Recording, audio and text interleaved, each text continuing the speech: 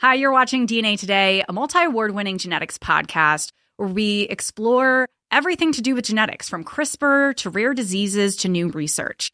We have won the Science and Medicine Podcast Award for many years now. We have hundreds of episodes, and we really hope you enjoy these conversations where we dive into so many genetic concepts. I'm Kira Deneen, a certified genetic counselor and your host.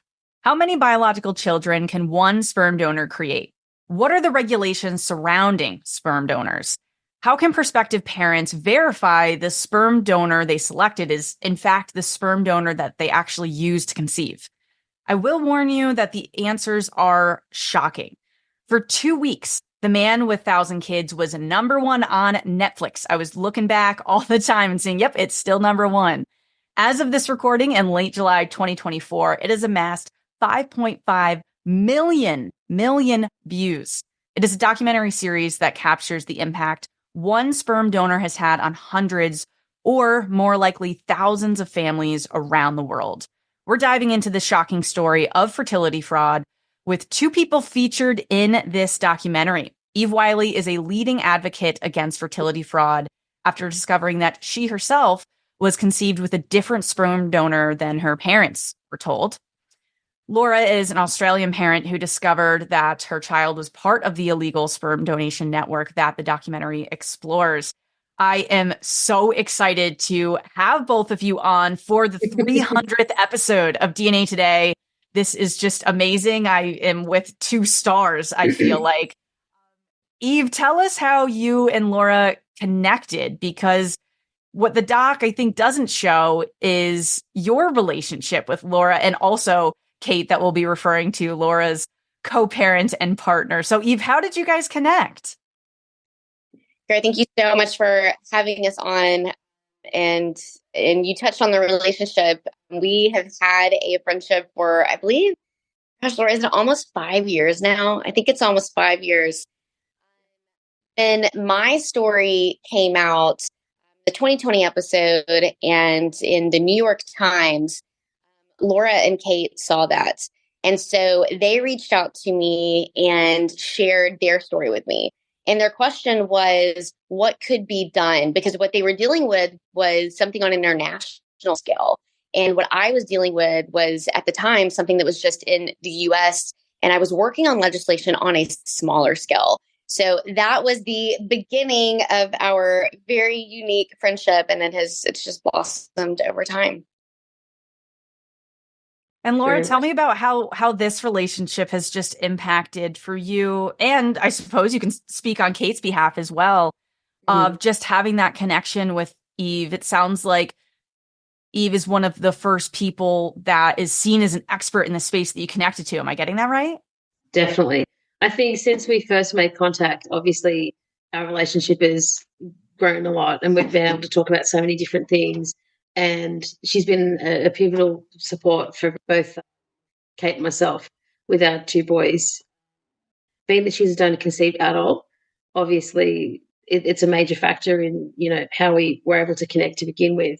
But it's definitely grown to a more complex friendship that spans more than just the lived experience of being a recipient parent and having donor-conceived children. Without her, we wouldn't have the referral to the network that we have now of other parents. We wouldn't have access to some of the parents that we have constant communication with, because she has equally been researching for families and seeking answers for questions and looking for any siblings that might be out there that are related to our sibling pod. So she's just pivotal in this whole process for my family, and obviously for the many families that are part of the documentary. Yeah, it's such a valuable relationship. And as you said, it expands out just from that. This is how you connected and started your friendship, but it turning truly into a friendship. I could see just as soon as we got on the way you guys connected. And Eve, I mean, you really are the person in the documentary series that is featured as the expert. And so I still was just amazed when you emailed me back and was like, yeah, let's do the episode. I was like, oh my gosh. So Eve, what motivated you to become an advocate against fertility fraud? I mentioned at the beginning that, you learned about your sperm donor and it was not the sperm donor that your parents chose. Can you share the impact this had on your family, and then being someone that is donor conceived with fertility fraud, how that led you to say, I got to get involved. I got to get involved in the legislation and I have to make a change? Because not everybody that learns this does end up going into becoming an advocate.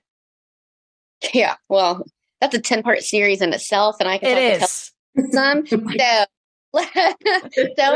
So let me try to give you my elevator pitch for it. Well, like you said earlier, I found out when I was donor conceived when I was 16. And my dad, who I thought my dad was, passed away when I was 7. And so the thinking at the time was like, it's not important. Genetic identity is not important. They were told, don't tell her. It's not a big deal. And we just didn't know what we know now. The genetic identity is incredibly important. And so my mom didn't tell me. I found out when I was 16 years old because I was going through her emails and I was just snooping away and found it.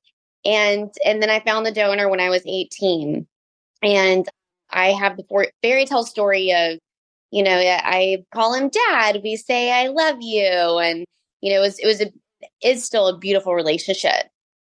And like all fairy tales, it had a dark twist. And that came whenever I found out that my mom's fertility doctor swapped his sperm instead of the intended donor. And my mom's fertility doctor is my biological father.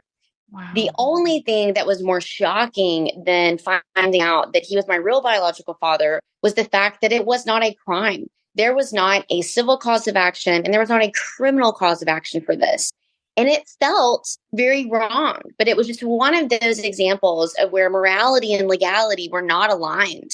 And, we're used to the law being 30 years behind in the US. And this was just one more to add to the list. So that is when I, channeled my inner Erin Brockovich and my inner Elle Woods, which was very impactful for me growing up. And I was like, well, then I'm just going to go make it a crime. And that's what I did in Texas. And with that came kind of this mini Me Too movement where now we've identified over 80 doctors that have done this in the US. And it's really unsatisfying that most of these cases end in non-disclosure agreements, which is not complete justice. And people don't even know that they are victimized. And through that came the media side of it, of raising awareness for just how unregulated the fertility industry in the United States is. And then that is ultimately what led Laura and Kate to me as well. It is shocking that it's not just we learned about, this one fertility doctor, there was a big media storm around it and it moves on.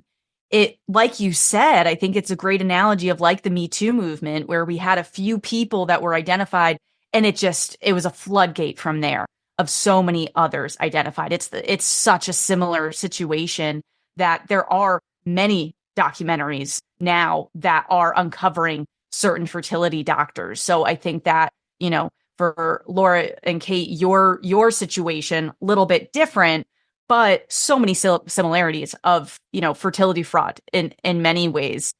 And Laura, you're coming from that other perspective of being a parent of a child that was donor conceived and having it be, as you guys talk about in the documentary, and worked really, really hard, the two of you and a lot of other people, of having Jonathan's name released and not to be the Dutch serial sperm donor, different titles that Jonathan had.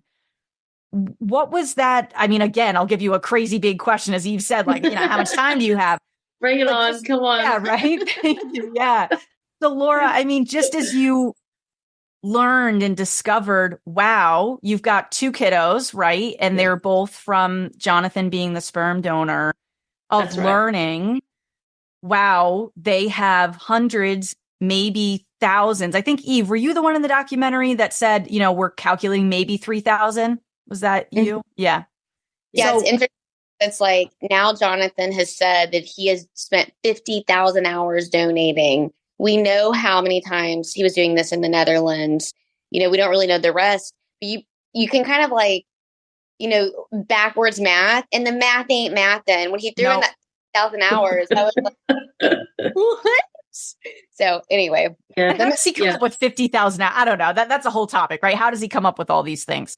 Like ridiculous. Yeah. But I guess, Laura, you you and Kate really shared so much in the doc and just really, really opened up. And one of the things that it really just like hit hard was just that you guys, when you discovered it, you just kind of shut down to the world. Yeah. I mean, what was some of that experience? Did. Yeah, we did. When we found out, it took us a little while to be told, to be perfectly honest with you. Not terribly long, but enough to become part of the DonorKind 102 group on Facebook, be connected with siblings, and have a little bit of time to, maneuver new relationships, and discovering that there were about 50. At the time, there were about 50 siblings in the group. Kate and I were told that who our donor was because someone recognised his childhood photo that we posted in all of the sibling groups to try and find siblings from donor root from Cryos, which is where everything started for us.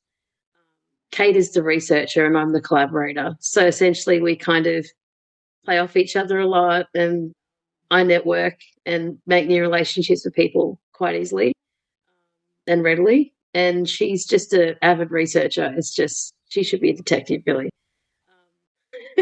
So we ended up finding out, the donor's name. We made contact with him. And at the time, our first son was very small, very small. So we weren't expecting to have any of this information until our child was the age of consent, told by the sperm bank and the clinic, the donor identifying information, which is the only way that you can import a donor into Australia is known donor or ID release donor. So obviously we knew that was going to happen, but not while my son was a toddler. So when we did find out, it was one of those things that we were just relieved to have known early. We were told early on that, just expect that there's going to be a few siblings. This person was very gentle in their approach and gave us any information that we wanted and needed at the time. We didn't want to ask a lot of questions at the time because obviously this was all new information. It takes time to process these things emotionally. And we were just relieved to have known early because we knew that the earlier you can tell your child about the donor or the donor father, they're able to process that information in a more healthier way with more preparation. There's more time to discuss it over time. You can have more conversations about the conception. It's just more open that way. But it took about 6 months or so before anyone in the family group felt the need to approach us and say, look, this is where it's at. And there are a lot more children out there than what are in our group. I think we got the gist of that early on, but being told that directly by a family member in the group was one of those things that just hit like a brick in a sock. It was just flabbergasting. So for us, it was, we shut the blinds. I took time off work. We had a young son. We were just in shock. So processing that for us was just to shut everything down and process a level of grief that we'd never experienced before, which is really difficult as recipient parents to be told that, the narrative that you're expecting is now a pyramid that's way up in the mountains that you're looking at that you have to climb. It was just, it was really hard. But I think as resilient people and people that have been through a lot of tribulations before any of the conception of our family started, being a same-sex person, fighting for same-sex marriage, having family issues with, being from a religious family, not being accepted, having family breakdown, all of those things that you experience from an early age, for me anyway, meant that I was able to process this now, within the last 5 years anyway. So I think for me, it's a case of when you get given lemons, make lemonade. It's really, it was a case of what can I do now? It took a little bit, but not very long, to say, what can I do now and what can I do with the information that I have? And the same goes for Kate. It was just a case of we just needed time to process it. And it wasn't long before we started looking for siblings, and we connected with a few of the parents that will be lifelong family members to us, that have been with us through everything that we've been through since we found out. There's a few key families that then banded together, and we decided to start looking for other siblings online. And given that a lot of them were researchers and able to really, network and work their magic, including support from Eve and Jodie Madeira, who's been a dear friend of mine for the last, I think, 4 years as well. She's just been amazing to just have there as a legal personnel. But obviously that doesn't apply to our situation, but having the ability to then refer on to other services and other people and networking with more donor conceived in the community it's just been pivotal. Like I said to you earlier, same word the whole time it's been a very rewarding process, but obviously one that requires a lot of resilience. And it's been big. I haven't really had time to process the whole thing yet, to be honest. It's ongoing. So, yeah. I think that makes sense of something that is really just earth-shattering to your family. And like you said, for listeners that don't know, new listeners, viewers, like, I'm queer myself, so there was a lot of things that, of just, I could see future me as, you and Kate, and just your experiences as, I'll probably be picking a sperm donor someday, and just, having to think of so much. And that, unfortunately, I would say that the queer community is disproportionately affected by sperm donor issues. Certainly, there are straight couples and other couples that do end up choosing a sperm donor. Eve, that sounds like it was your parents' situation. That can happen. It happens all the time. I have patients where they're doing that. But, for lesbians and other queer couples, it's like, well, you don't really have any other option if you're looking to have a biological child. So, in that way. And I think, Laura, one thing that you were saying that I was kind of thinking of is that, for lesbians and other people that can't naturally conceive, it's pretty obvious to the kid at some point that, okay, well, how was I created, right? Once they learn about biology and different aspects there. Yeah. Where you're going to have that conversation. But that's not the case for all. Like, Eve, you didn't know you were donor conceived. You said you found out around 16. Did I get that right? Yeah, correct. Yeah. Now, as far as, disclosing early about that genetic identity piece. Yeah, I think that seems to be so important, but not every parent may decide to do that. But in this case, it's so important, unfortunately, because as a big part of the doc explores is that we have this risk of inbreeding, of people meeting that don't know that they're half siblings.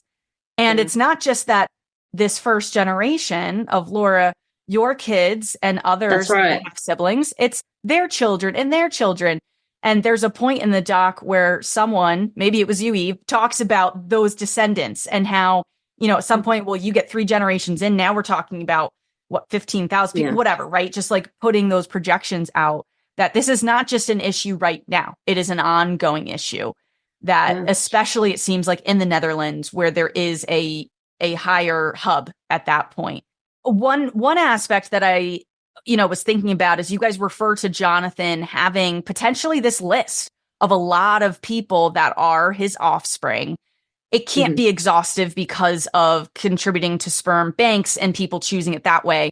But at least for the people that he's identified, if this list does exist, which it seems like he has one, I mean, what are the frustrations around him not sharing this list? And also, I'm almost surprised that with the legislation that happened in the Netherlands, that wasn't a part of it. Like, you have to release the list.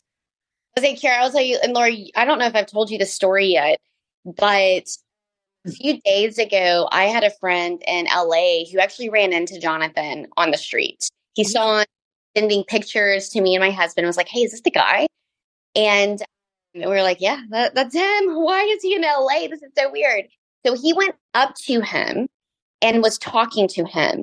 And Jonathan showed him a list of birthdays of the children that he had. So I know he has that list. Wow. So you have your own insider source. Yes. Wow. And he took with him, which was kind of bizarre. But yeah, I know he has a list because he also had pictures. And then he went and he filmed one of his like vlogs at Netflix headquarters and pictures and stuff too. So I know he has that list, and I'm disappointed that they didn't make him disclose it either. And it sounds like then that if he went to Netflix headquarters to do that, that wasn't Netflix inviting him in and sitting him down for an interview. He's standing outside of Netflix. Yeah, just making sure I got that. Seems a bit delusional of even certain things he said of like, well, I can be there for, milestones of birthdays and graduations and, for the reenactment, I'm assuming is kind of what we saw there of the court case of judge being like, well, you can't physically go to 500 plus, probably more thousands plus of birthdays, graduations. You can't even meet everybody because you're especially talking about throughout the world. And, we see through the doc series of pulling, he has this, I guess, notorious, I guess I'd call it YouTube channel where, towards the end of the doc, Lori, yourself and other parents are kind of saying like, it's almost like he's talking to the kids in such a disturbing way. When you view it through that lens, is that, I guess, something that you're concerned about just in terms of as your kids get older of them learning more about Jonathan, obviously mostly through you and Kate, but as they get older of learning themselves, how do you feel about Jonathan having this YouTube channel where he's saying, your ancestors gave you life, respect your ancestors, and just so many things that is just very twisted coming from him? Is that something that you think with your kiddos, you'll kind of say, like, we don't think it's good for you to watch the channel and different things? I don't know if you and Kate have had those conversations or if you feel comfortable sharing that. Yeah, look, it's a very dichotomous feeling at the moment where our eldest son has always watched his videos that are appropriate enough to watch.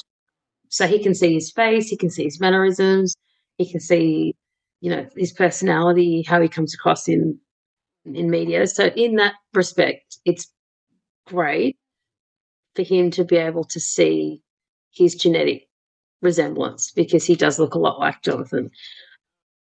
And it's been good for him to actually see, like I said to you, what his donor looks like and how he acts and his mannerisms and things that are important for them to gauge a sense of their genetic heritage. But in terms of the content and the ever-changing themes and just a lot of it is very discombobulated and very conflicting information.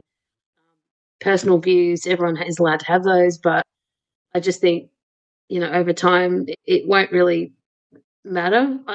For me, it doesn't feel like it's going to be an issue if he wants to get onto YouTube and watch it, because I think all our children will be looking for is just to see a little bit of themselves genetically in him, and that's why they're looking, really.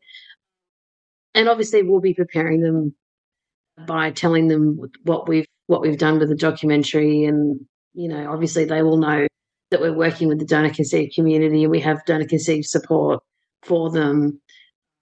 But it's just one of those things where we just have to see whether they're interested or whether they have lack of interest. It depends on the child, really. That makes sense. I mean, that must have been in the back of your mind when doing the interviews with Netflix of just, okay, my kids are going to see this someday. How can, it not come across at some point? Of Exactly. Also just having amassed millions and millions of views, like it is something that is global in terms of just the reach and just being on a platform like Netflix.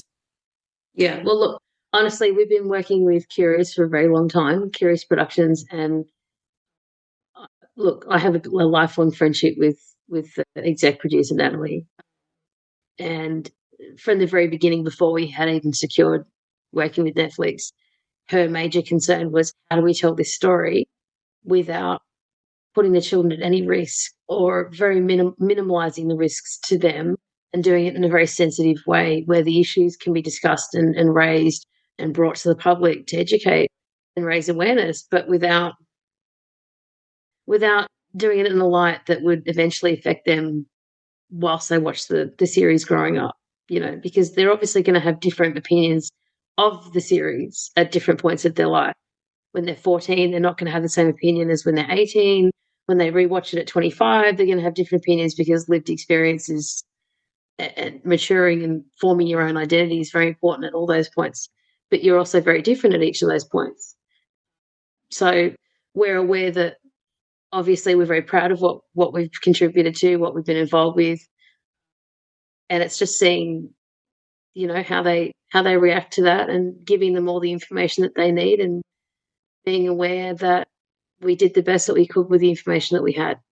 And same goes for Curious. They did the best they could to bring this impact to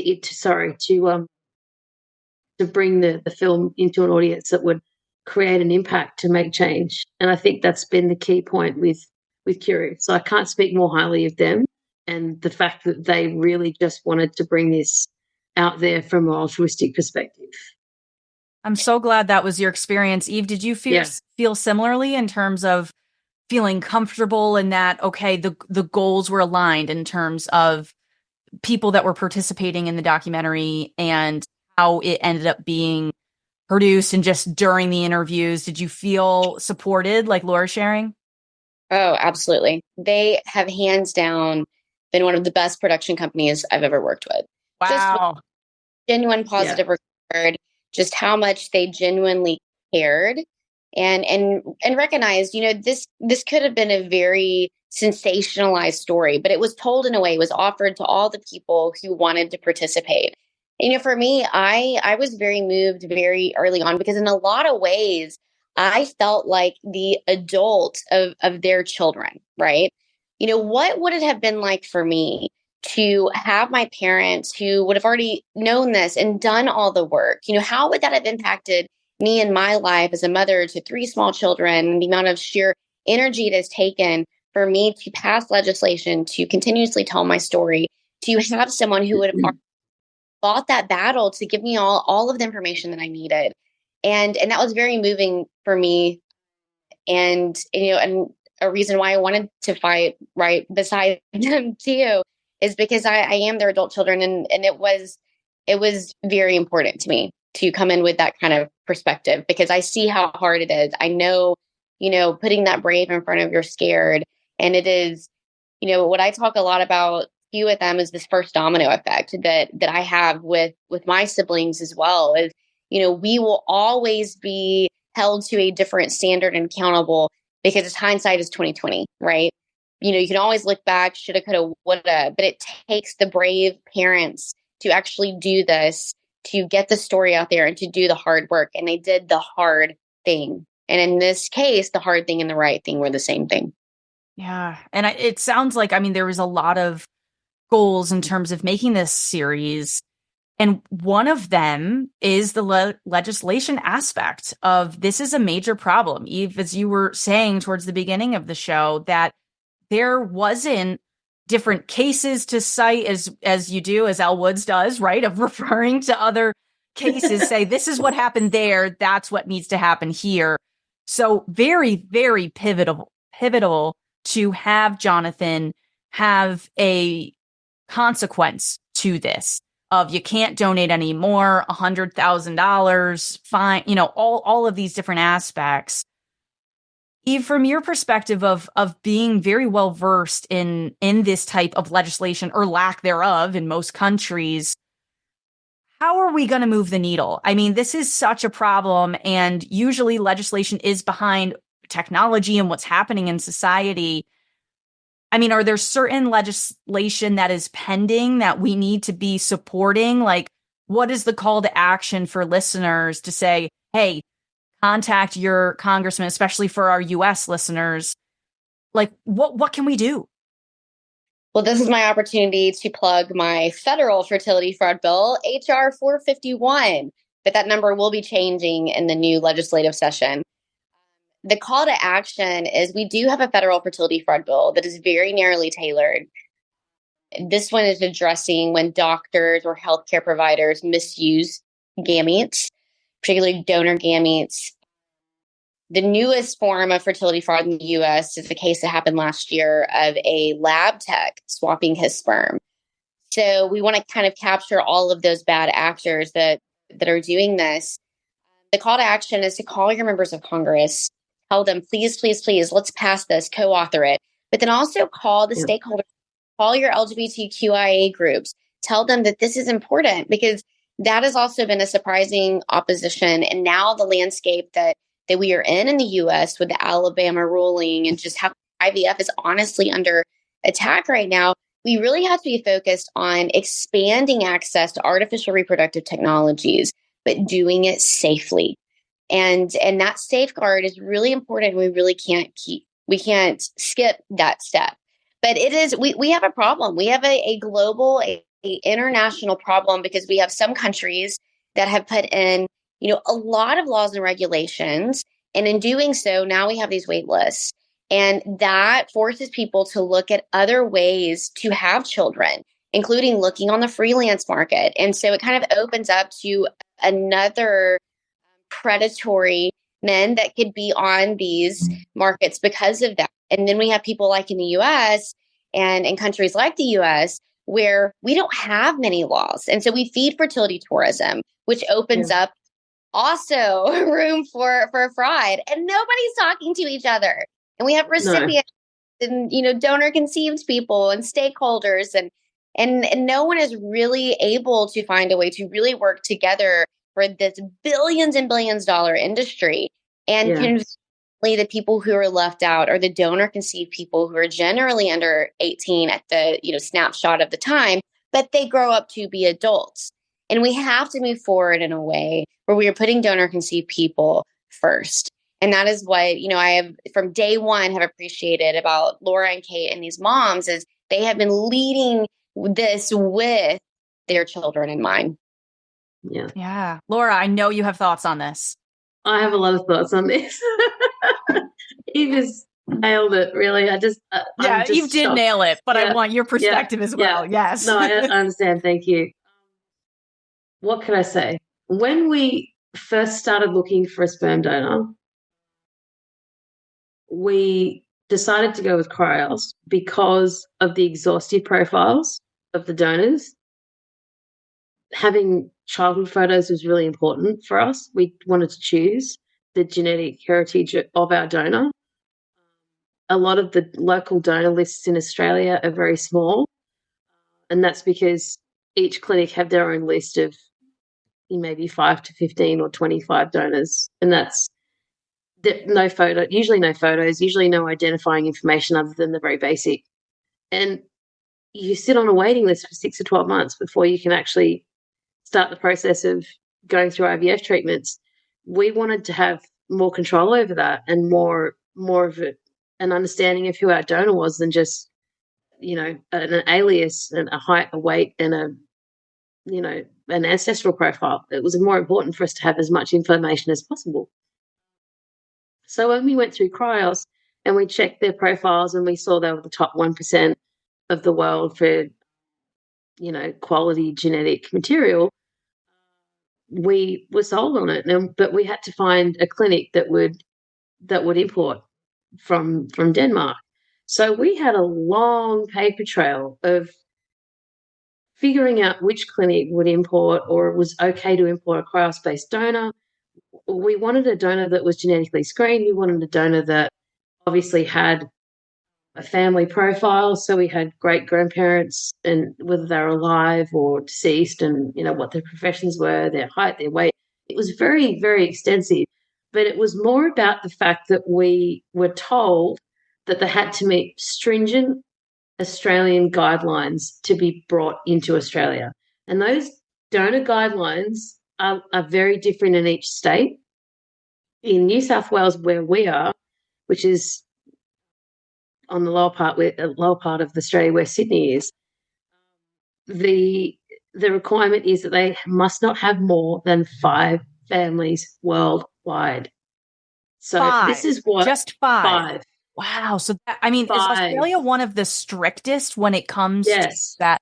Yeah, because I mean, everything you're saying of just and causing that long wait list, so then people look elsewhere. And I mean, yeah, it seems like we need to have some kind of balance. It's like we don't want it to be too strict where people are then seeking other options that are not as, you know, being able to look at all this information and verify, but then we don't want it to be completely open where we start having so many issues like we're having in the US. Yeah. I think it's important to note that we really didn't want to use a private donor. We didn't want, not that it's a third party because they're not raising your children, but we didn't want we felt that it was more intrusive to have a third party that would donate in a way that many of the mothers experienced in the Netherlands. And I'm not saying there's anything wrong with that at all. But for us, it just felt way too personal. And obviously, choosing a donor is a very personal experience. But we wanted to be more private about starting our family in a way that made us the nuclear parents in a way.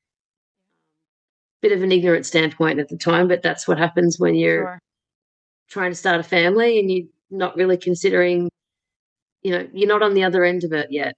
You know, you don't have an understanding of what your children's needs are and what they're likely to experience being donor conceived. So it's been an education.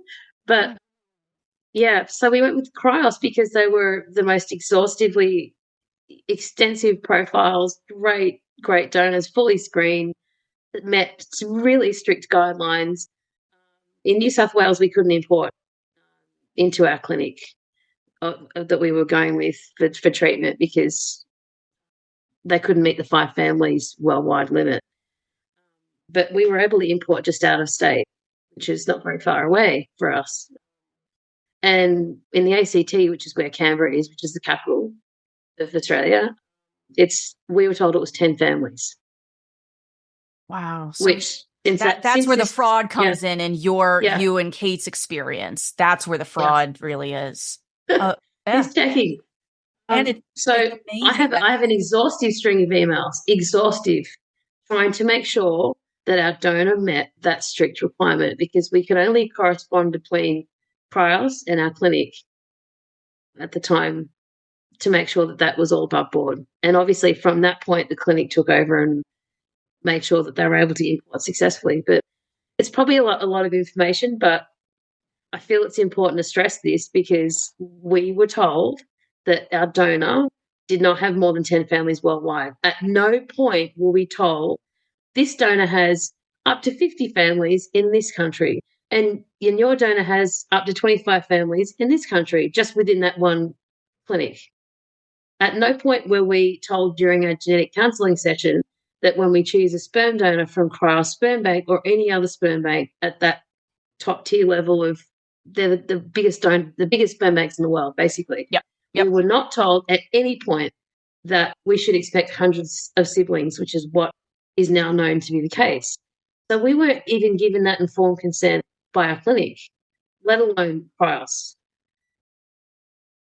So we've walked into this experience of being told that there are no more than 5 to 10 families worldwide, and that was based on every country in the world, not specifically just the legislation for our state or whatever state we were importing into. Yeah. To not have transparency, you know, you don't know what you don't know. Like, why would you even think to ask that? Like, how confirming that? And this is the problem. These guys go on these sperm tours, or they get flown over by a clinic, like we saw in Kenya, and they fill up. They sit on those tanks. They de-identify that information, and then they export it. And all these other countries are importing it, and they're starting that number at 0 because they can. It's infuriating because how are you able to consent when you don't have all of the information? I mean, it says like we're messing with people's lives here. It's so disheartening, and it's just and then no legal pathway is just so incredibly frustrating. It is. And just the fact that Laura, you and Kate went with the route of we want to have a lot of information, so we're making as informed of a decision as we can.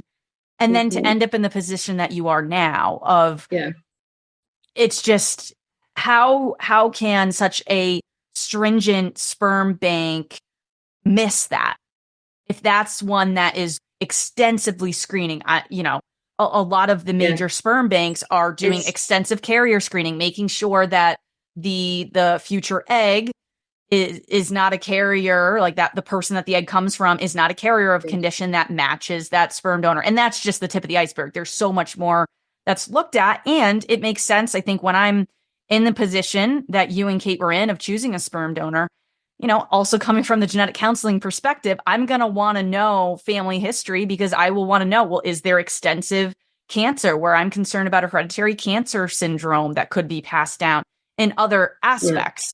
And when I meet with patients that have chosen a sperm donor, sometimes they'll give me a crazy big packet or a PDF that is so long. And it's so much more information than even if you compare of people that conceive naturally with a partner. They may know more about the sperm donor's details than their partner in terms of all the information that can be in there. Yeah.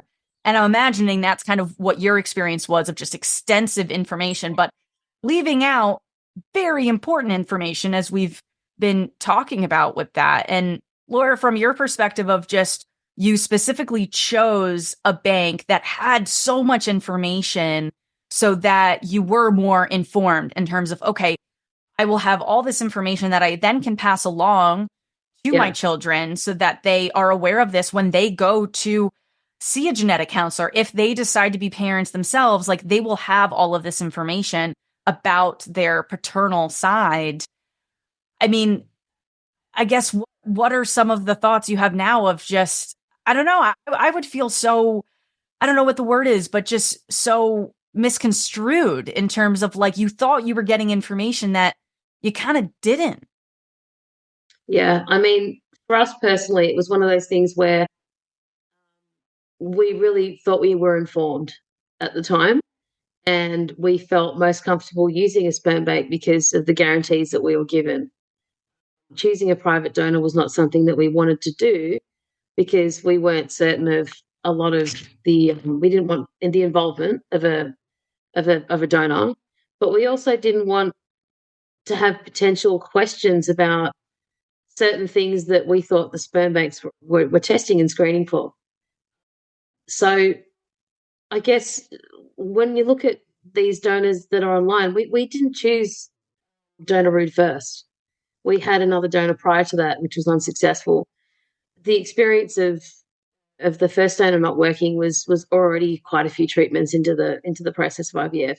So to have an exhaustive process of IVF and physically preparing to get pregnant in and of itself is a massive emotional journey. We'd already climbed a mountain before we'd even found any of this information out.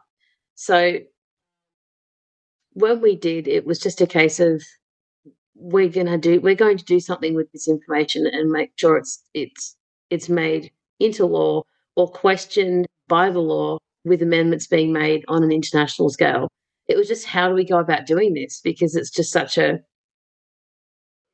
it's one of those things where you have to start really small. Like Eve, she started in Texas, and then every state is now showing interest or wanting to take this further. And you have to start somewhere. And for us, it was a case of getting the story out there, really, and collaborating and finding siblings. So when just to sidetrack the whole question that you just had, when Eve just mentioned that there was a potential, when there was a list, really, that she said Jonathan was prepared to show around to just random strangers, it just shows me that he does have a list of the kids that he knows about privately.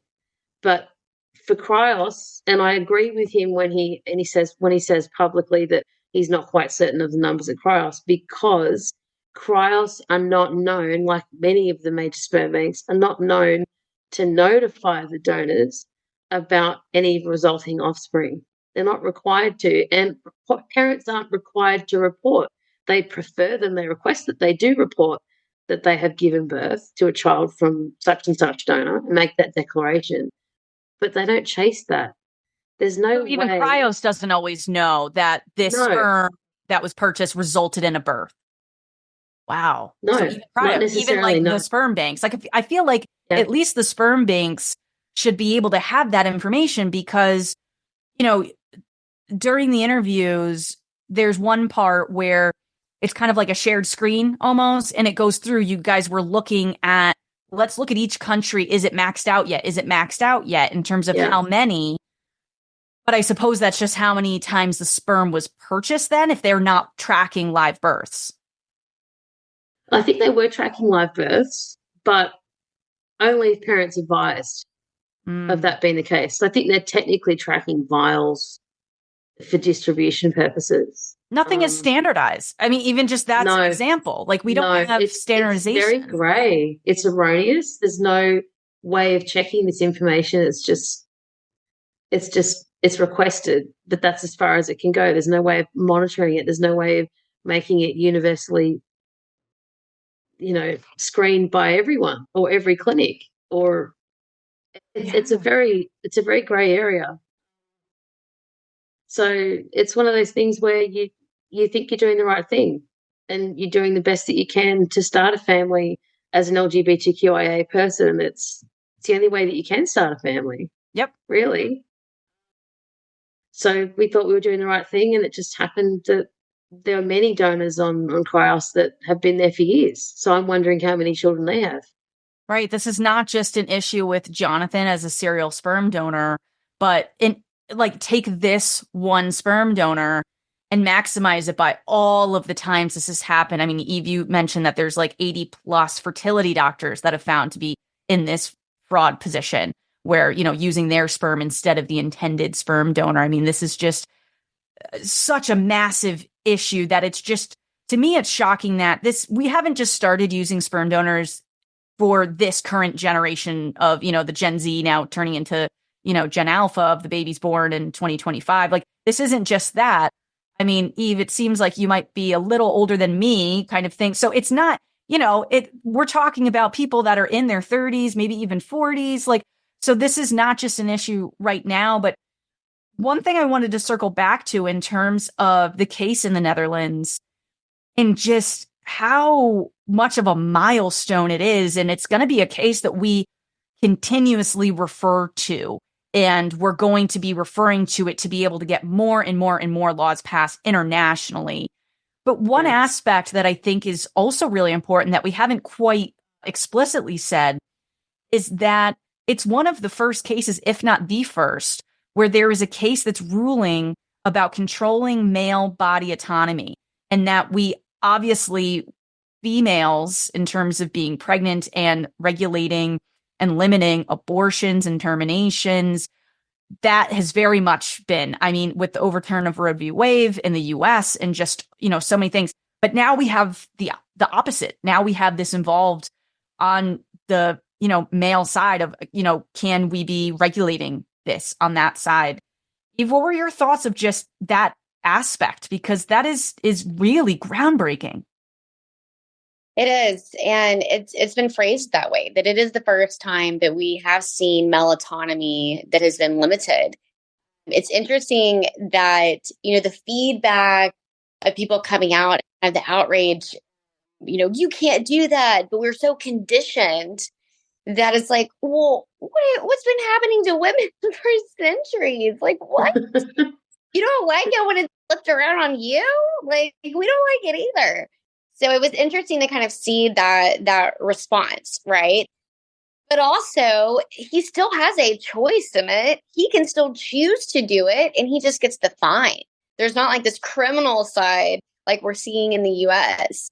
So, but it's sad that it had to come to that point, right? When you have all of these women and all of these parents saying, hey, enough is enough. And he's still actively choosing not to realize that enough is enough. He claims that he really cares for these children, but not, how convenient it is when your children are under 18 and they don't have a voice right now, but you're listening to the parents of the voice. So it was groundbreaking in that sense. And it's sad that it had to come to that. But when it's the only way to hold someone accountable, you'll take justice in whatever form. Yeah.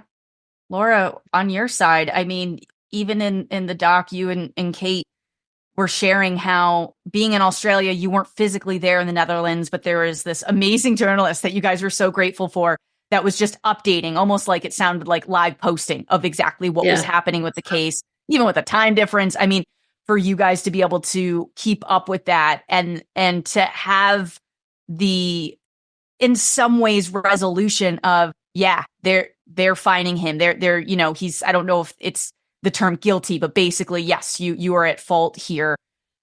Was that a kind of silver lining, how was it to finally have something to celebrate that you and the other parents and Eve and the other advocates were able to succeed in this case? From a legal standpoint, I'm very proud of being able to contribute to that. Obviously, the mother that made the case with Mark de Heck, that went all the way through to the Dutch courts, is the one that we should be very proud of and recognised for her work.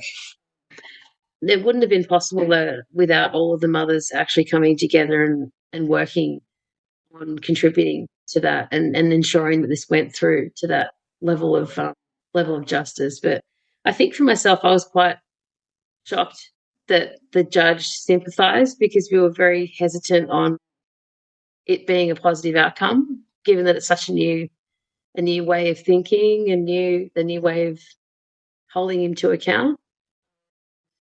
I don't think for one second that, unfortunately, that it's going to hold much weight with him, which is the next part for me that's very frustrating. I kind of, for myself and I won't speak for the families, but for myself, I feel very infuriated with the fact that he's just able to go about his business in other countries, and unless he gets caught, it's one of those things that he keeps donating. He keeps claiming that he's donating for families that already have children, but we know there are families out there that they're new families. So it's really frustrating that this is not internationally recognised or be able to be looked at on a global basis. It's frustrating. It's very, very frustrating. So it's only in terms of like the ruling at the end, which again, I don't work in law, so I may not be using that term right, but the end point basically was he cannot donate again in the Netherlands. There's nothing legally preventing him from donating in other countries. Am I getting that right? That was my understanding of it. Eve, is that your understanding as well? And it's a fine that he gets. That was the court injunction. So it's a fine. It's not even jail time or anything like that. It's per infraction. So basically, for every instance that he's found creating a new family or a new child, essentially, which is a very unusual way of looking at a person. But the word infraction is quite insensitive, really. But I think, per infraction, it's 100,000 euros. So you can imagine how many fines we're looking at. Mm-hmm. Wow. I mean, it's just, but again, it's like, it's a step forward, but it's only a step. It's not the full race there. And I mean, it's been about 2 weeks now since the doc has come out. I don't know how surreal it is for you guys of just when you load up Netflix of still number one, for as many, what was it? Almost 10 days, something like that. I personally saw it was number one. I mean, what has that been like in terms of your different experiences of, wow, this is a whole nother level of this being exposed? The New York Times article, if I'm getting the publication right, that was major. Obviously, this case that we've been referring to is major, but this feels like a whole nother scale. On your side, Laura, has this led to a lot more parents reaching out saying, I think my child is also an offspring of Jonathan? Have you personally seen that or heard that from your, fellow parents within your community? We are seeing a lot of requests coming through with potential families. Obviously, it's one of those things that we really need to monitor very carefully and make sure that there's appropriate screening in place. But a lot of those requests are going through to the production team at the moment, just because of the nature of the documentary just coming out. You want to make There's sure a lot that of, it's real. yeah, Yeah. You got to be yeah, very, very careful of the kiddos and the families. Yeah. yeah. And there's a lot of parents that are experiencing grief for the first time because they have watched the documentary and they recognize either Jonathan being their donor or one of the others that have been mentioned in the documentary.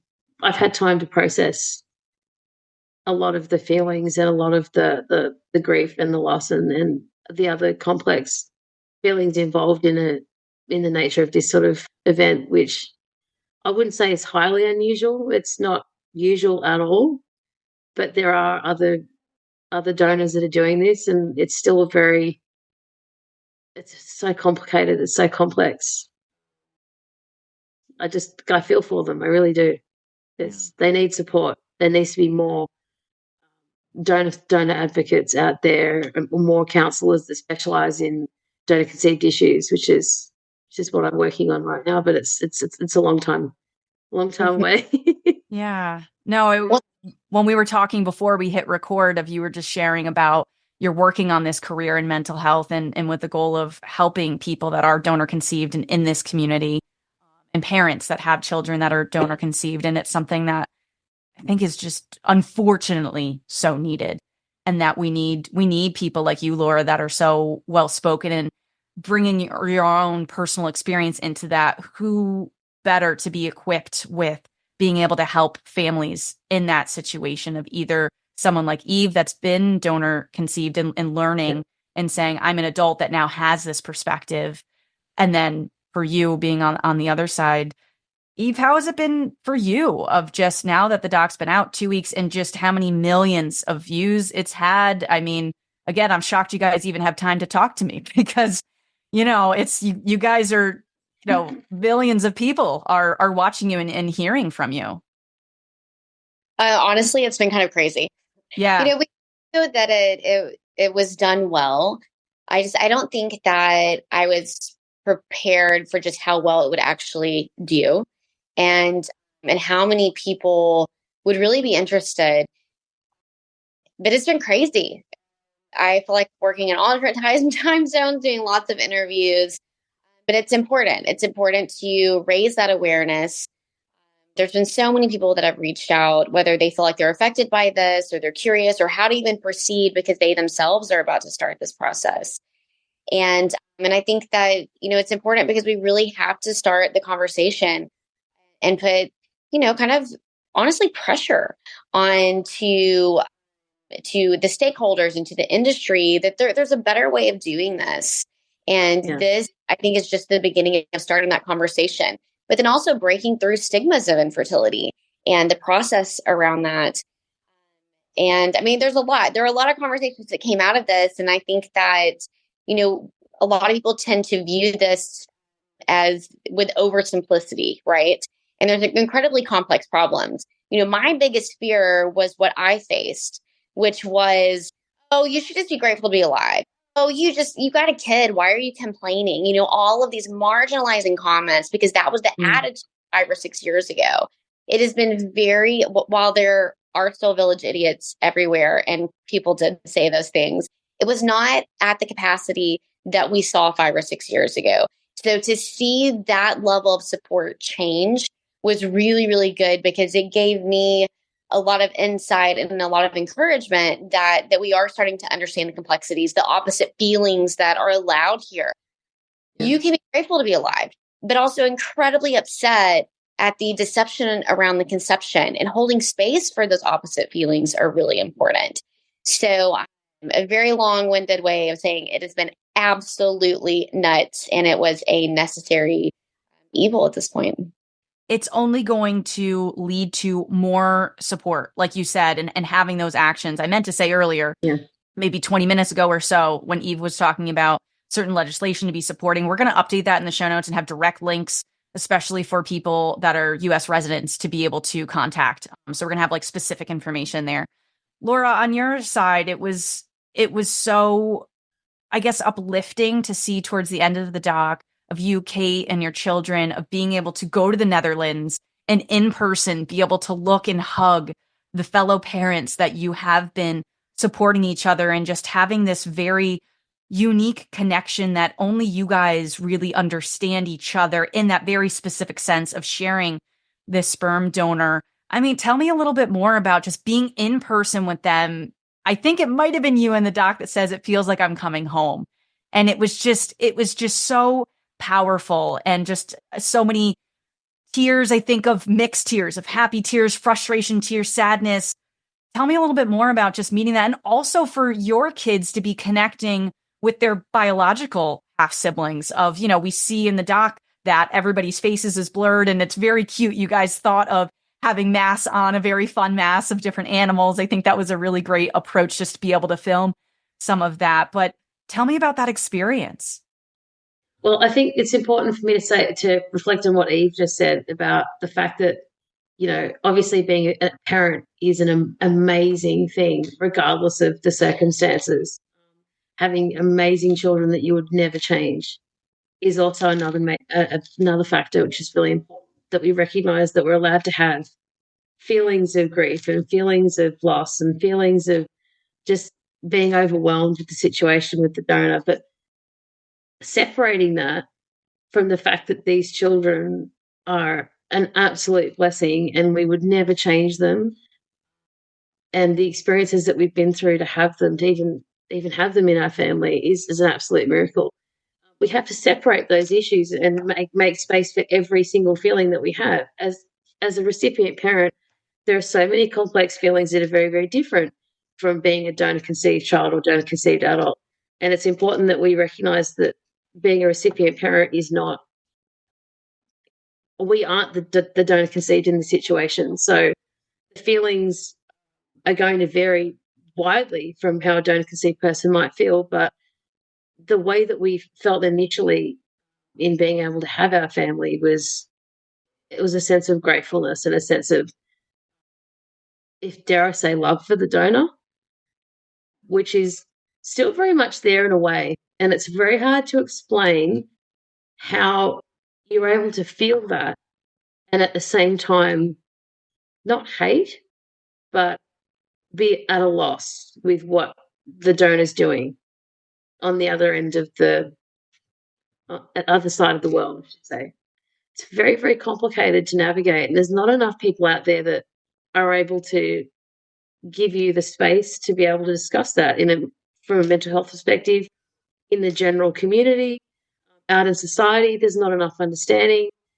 And so people will say things like, you should just be grateful you have your children, your donor helped you have a child, and they're beautiful and they're healthy and they're whatever they might be with their attributes. The situation is that they have thousands of siblings, and we don't have a guidebook on how to navigate their future. So yeah, there's a lot of different feelings there. So I thought it was important to touch base on being the recipient parent, how that feels for me. Yeah.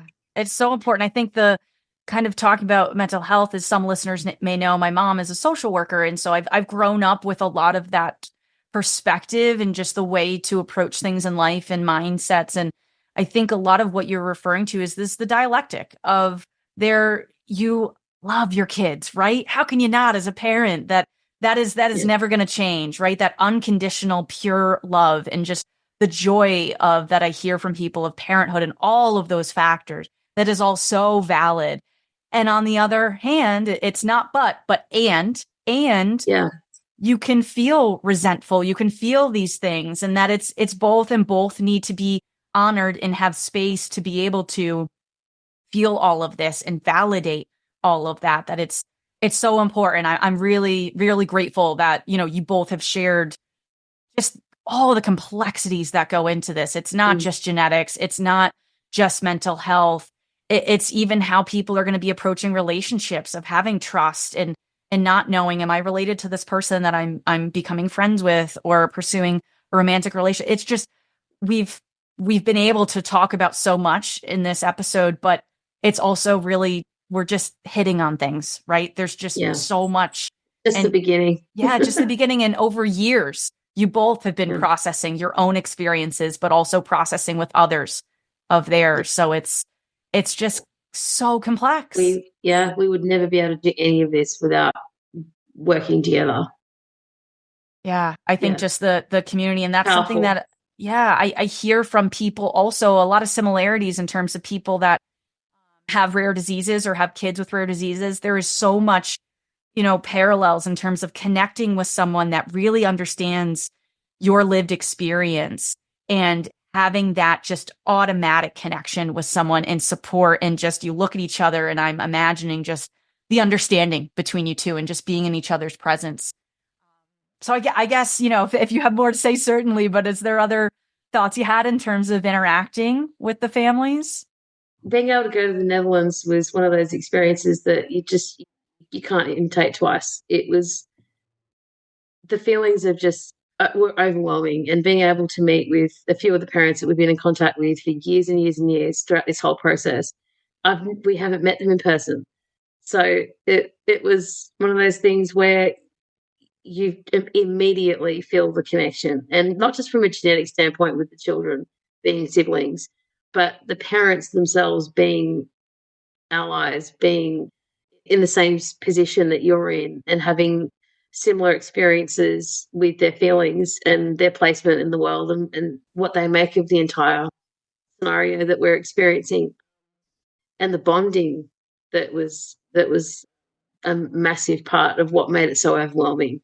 I think you just couldn't do it twice. It's a once in a lifetime, and hopefully not the only time that we go over to the Netherlands, because we do endeavour to go quite often to see the siblings and continue that physical in-person contact, which is very, very different from an online situation. It's quite disheartening, and it's quite frustrating that we live so far away. And, look, the same goes with meeting Eve. I've never met her in person either. So, and we keep missing each other by like a hair of a few days here and there in person, flying around the place, making, interviews and having conversations. And we just keep missing each other by a couple of days here and there. So it's important that we get to meet each other. And you will at some point. You guys are both busy parents, but you gotta, at some point, you guys will be together and finally be able to hug each other. Yeah. It's just, it feels like a very long way away with being in Australia. It's such a far distance from most other places, to be honest with you. And look, I'm very proud of being Australian. My ancestors were sent here. This is just my genetic information, really. They were sent here for crimes that were really petty. Not everyone can claim that they have convict heritage on both sides, but they were sent here to literally to die and to be left here like prisoners from the UK. But instead they mustered down, and they actually had the resilience to survive and thrive. And that's what this country was formed on, really, from a colonial standpoint, not from an Indigenous standpoint, because that's a very, very different story. But no one was sent here by choice in a convict situation. They were here to suffer, and that hasn't happened in my family, and that hasn't happened for many other Australians that have similar genetic backgrounds. So I'm very proud to be Australian, but I do think it's important that we remain global, because we have a lot of siblings to maintain relationships with. And that's the frustrating part, being so isolated from them, and the expense of actually traveling that many times to meet as many as possible. It's going to be very overwhelming.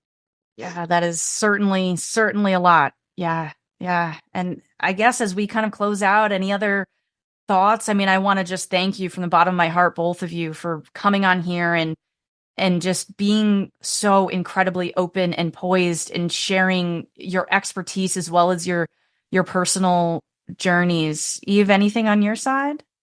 No, thank you so much for having us. It's been lovely, actually, just being able to chat about everything that matters, and some very, very engaging questions that we haven't touched on yet with anyone else. So it's been great. Thank you. Oh, I'm very glad to hear that. And yeah, in some ways it's kind of like a follow-up to the doc in terms of people that watch and like, okay, well, how are they doing? Like, what are their thoughts? And so I'm just very grateful that you both took the time that you did, and Eve, that you woke up so early, Laura, that you stayed up so late. It is always a challenge, I think, especially with time zones as we're talking. But thank you so much. And thank you on behalf of just, I don't know, this kind of sounds cheesy, but the world, because you guys are really moving the needle and making legislation happen so that we can limit how many people are going to experience the hardship that you both have experienced. And again, check out the link in the show notes for all of the information, especially that you've shared, so that we can support this and we can support legislation that we really need to happen. And I will make a note for myself to keep this updated, and we'll certainly be sharing on social as different legislation happens.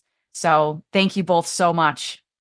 Thank you. I think I should mention Donor Conceive Australia as well. Please. They are an organisation that is working very hard to change legislation in Australia. And at the moment, they have worked their butts off for a bill called the Reproductive Technologies Legislation in the ACT. I'm not at liberty to say where that's at the moment, but they're doing some amazing work. And it's pretty much resulted in a halt in clinics being able to for clinics to import donors from clinics currently until this bill is addressed further. So it's already affected certain parts of Australia in that they're revising, reviewing, discussing, making changes to current legislation, but they would be the best organisation on my national scale that are worth following to see what happens going forward. Amazing. We'll also link to that in the show notes so that people can check that out. Awesome. Well, thank you both again so much. Thank you. Thanks. Thanks for watching DNA Today. To access all of our episodes, head over to dnatoday.com. We also have a lot of bonus content on there that you can enjoy. If you have any questions, comments, suggestions, guest pitches, you name it, send them in to info@dnatoday.com. We'd also really appreciate if you could take a moment to rate and review the podcast on Apple, Spotify, wherever you listen to the show. It really helps more nerds like yourself find the show. Also, if you like giveaways and other ways to connect with us, I recommend following us on social. We're at DNA Today Podcast. We also have a Patreon if you want to be the most level involved in the show. That's also at DNA Today Podcast. Thank you so much for listening and watching. Join us next time to learn and discover new advances in the world of genetics.